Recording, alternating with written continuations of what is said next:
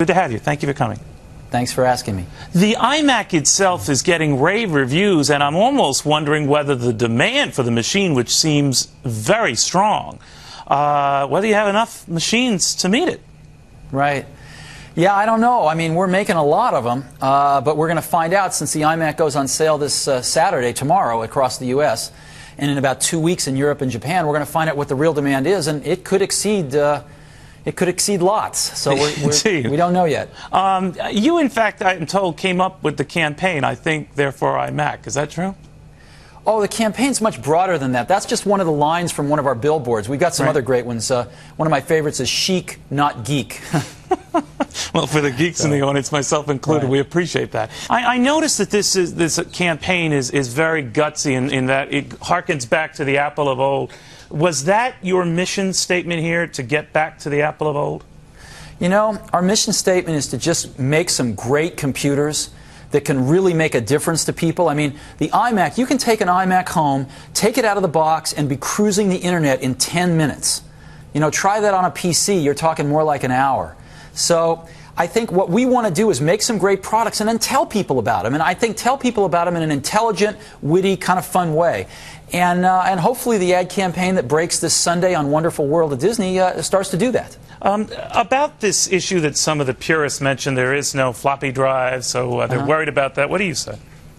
You know, when you move forward, sometimes people don't understand, but the floppy drive is pretty obsolete. You know, there's a few things you could use it for. You could distribute software on it, except that all software is now distributed on CD-ROMs.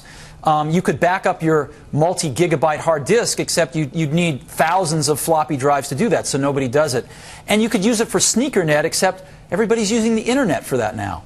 So it turns out that it's kind of obsolete. Now, if you want one, of course, on an iMac, you can add one for, I think they're going to be about $80 or $90. But more customers will probably choose to add nothing, or potentially a much higher capacity zip drive or iMation super drive, which can hold 100 megabytes or more. Do you, given all of your other undertakings, is this a labor of love, or is it just your mission statement now to get Apple back on track? You know, I think Apple started in my parents' garage, and Steve Wozniak and I put a lot of years into it, and I think Apple has a lot to contribute still. And I think the computer industry is still very young, and I think Apple's the company that's made great technology really easy and really approachable for people. And I think the world would be a slightly worse off place without Apple Computer. Let me ask you about personally what you want to see now. How long do you stick with Apple in this interim basis to see the company through the hard times? You know, I decided about 6 or 9 months ago that this wasn't my problem. You know, and so I wasn't going to worry about it. And I don't worry about it right now. I just worry about things like getting the iMac launched and making enough. So would you have veto power, Steve, over who might or might not take the helm of the company?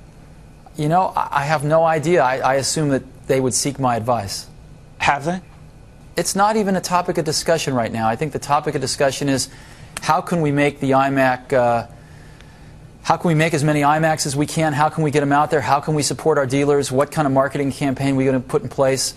We've had, tremendous success with our software developers. The developers are coming back to the Mac in droves and working with them. These are the things that are on our mind right now. All right, Steve, a pleasure. Thank you, and congratulations again. Okay. Steve Jobs.